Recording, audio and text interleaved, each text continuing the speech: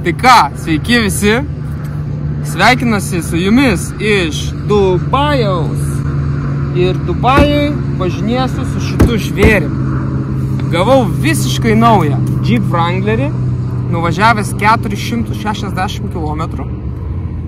Iš tikrųjų, ėmiau Wranglerį tik tais dėl to, nes galvojau, kad važiuosiu čia po kopas ir bus labai smagu, bet padangos šitos, nežinau, ar skirtos kopam.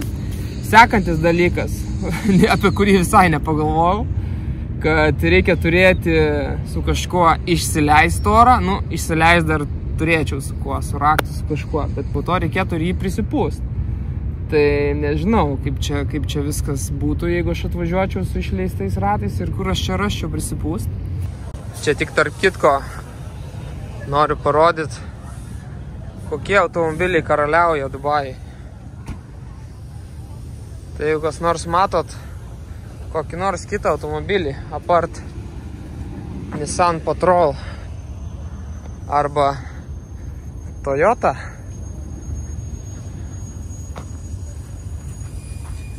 tai yra Sequoia, aišku, Land Cruiseriai. Tai jeigu kas nors matot kitą automobilį, man parodykit.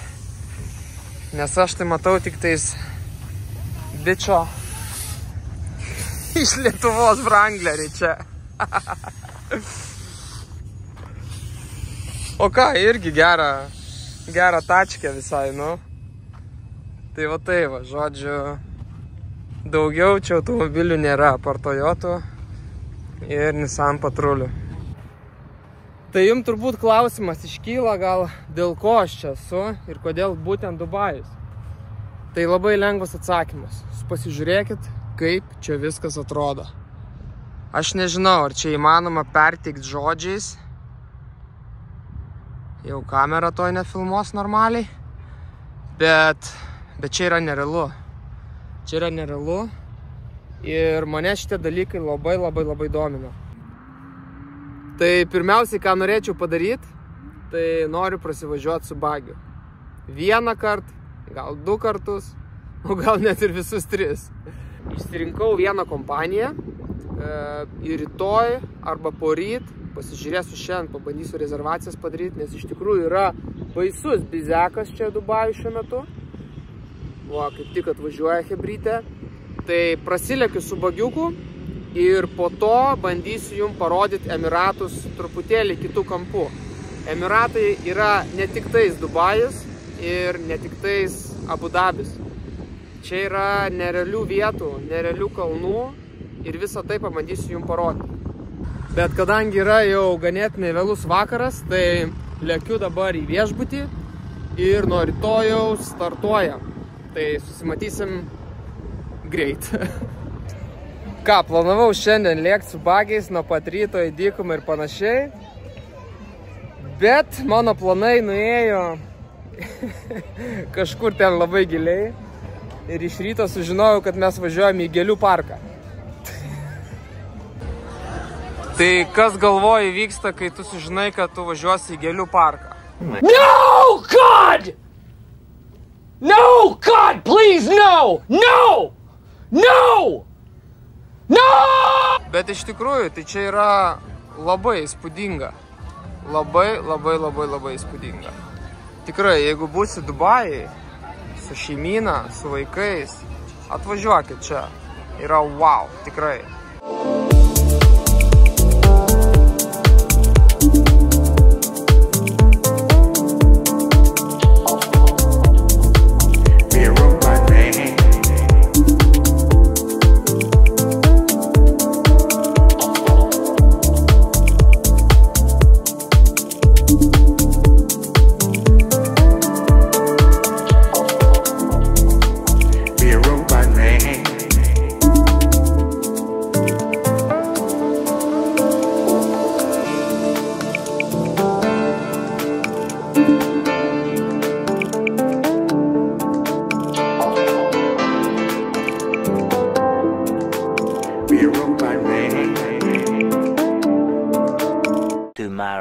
Stebuklų sodai yra gerai, bet kopos yra dar geriau.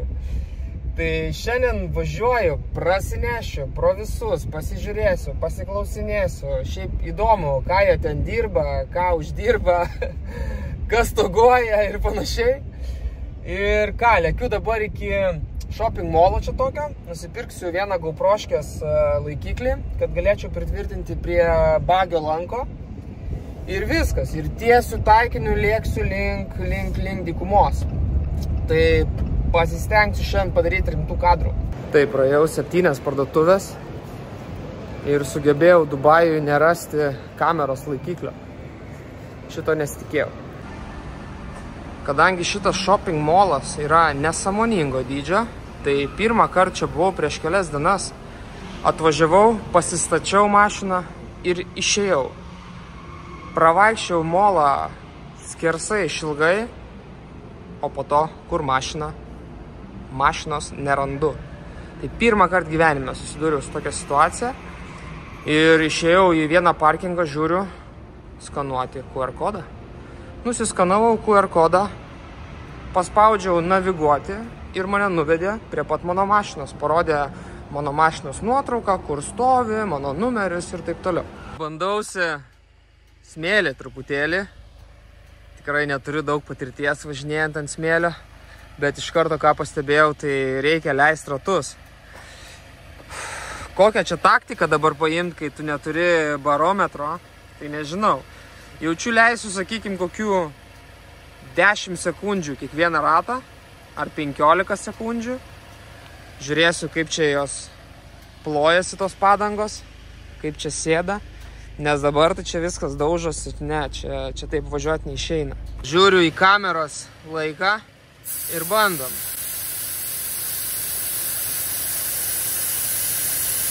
Penkios sekundės. 10. Ne kažką čia. Reikia daugiau čia leisti. 15. 20. 25. Taip. Nu ir ką, reikia visus ratus taip apeit, bet nieko čia jos nepasiplojo realiai. Pabandysiu taip, po to žiūrėsiu, gal dar įsileisiu labiau.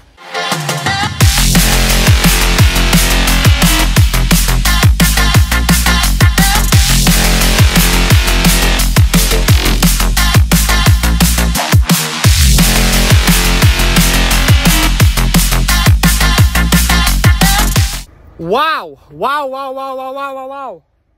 Čia yra nerealu, čia verda kraujas, čia dreba rankos, čia yra wow, hebra, jūs pasižiūrėkit, kas čia vyksta. Fantastika. Aš net galvoju, kad ką man čia tą bagį nuomoti, mokėti tenais, sakykime, už X3 Mavericką minimum 350 eurų. Aš galiu pats važiuoti, tik aš nežinau, ar atgausiu depozitą, ar jie mato, ar aš važinėju kopos ar ne, nes kiek žinau, nelabai galima sunuomota mašina, bet who cares? Lėkiu kažkur ten ir belekur. Tik tais kažkaip labai keista, kad nėra šiandien nieko čia. Aš čia buvau prieš 2 dienas, tai čia buvo pilna hebros. Turbūt, kad yra vidurdienis ir yra iš tikrųjų karšta. Dabar 32 laipsniai, man atrodo, mačiau rodė. Tai tikiuosi neperkais mano žvėriukas. Ir ką žinau, lėkiu toliau, nu.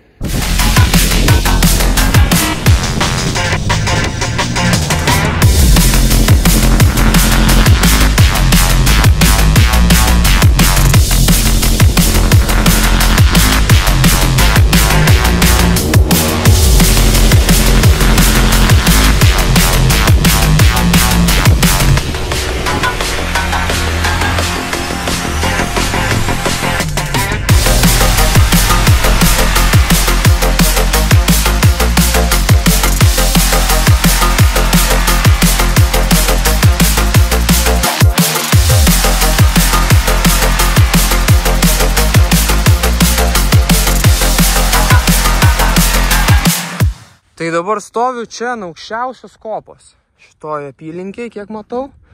Daugiau čia nieko nėra, nu dar tenais tokia nebloga. Bet gal aš ant aukštesnės esu. Tai Nu, čia nerealu yra, absoliučiai.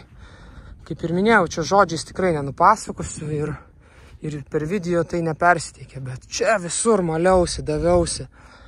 Wow, Wrangleris važiuoja nerealiai. Nusileidau dar prie šitas kopos padangas iki 1,5 baro ir lipa, kyla be jokių parkių. Iš tikrųjų patenkintas ir savimi esu, nes vis tiek toks jauduliukas yra, čia važiuoju, kopos, čia užklimsiu, kas čia mane ištrauks ir panašiai, bet, ką žinau, prisižiūrėjęs daug Dakaro, šiaip visokios YouTube'ės, kaip čia važiuoti per tas kopas, tai jokių problemų nėra visai pakol kas, bet tuoj prisibazarinsiu, čia žinau kaip būna. O dabar sustojau dėl to, kad noriu papietauti, nors sakyčiau labiau papusryčiauti. Tai turiu bananiukų, turiu mirkytų riešutų, uogyčių ir aišku vandens, nes be vandens čia mirtis būtų. Tai pavalgau ir lėkiu dar keletą ratukų apsukti.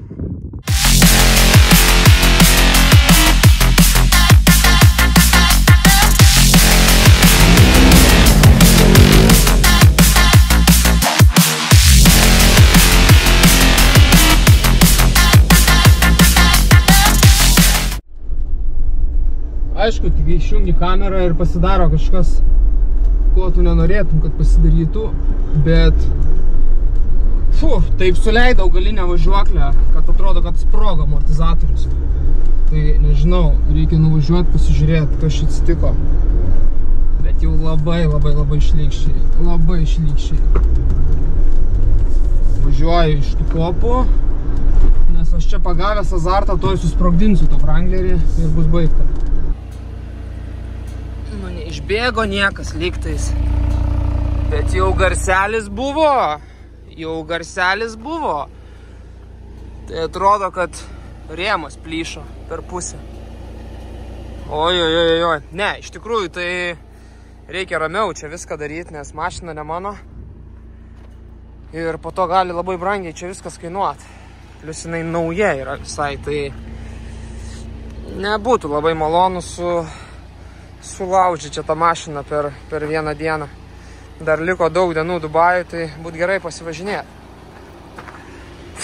Gerai, važiuoju aš iš čia, nes šitoj prisidirbsiu reikalų. Sau važinėju, pristojau, darau videkus, panašiai žiūriu. Kuro, 0. Nepastebėjau. Čia po tos kopas, tai rodiklė tiesiog žaibiškai krenta į apačią. Tai ką, stoviu čia, karpau video, kad vakare galėčiau sudėlioti. Ir žiūriu, renkasi hebrytės. Tai nuėjau paklausiu, sakau, kodėl čia vien patruliai pas jūs ir vien Land Cruiseriai. Tai sako, pirmas dalykas tai dėl to, kad jie yra 7-viečiai. Nes Wrangleris neturi 7 vietų. Čia sako pagrindinis dalykas, o kitas reikalas, kad tiesiog labai patogus. Ten viduj tai labai jau prabangu. Man čia teko važiuoti prieš kelias dienas su vienu vairuotoju, ten šiek tiek jis mane pavežė. Tai, jo, ten stipru. Aš prisimenu seniau po kokį nors varžybų, drifto ar slalomo. Tai tokia į vakarą ateina tokia ramybė. Tokia nieko nebenori jau, važiuoji su mašina ramiai, nespaudi nieko. Tai dabar ta ramybė yra atėjus. Nusiroviau nerealiai.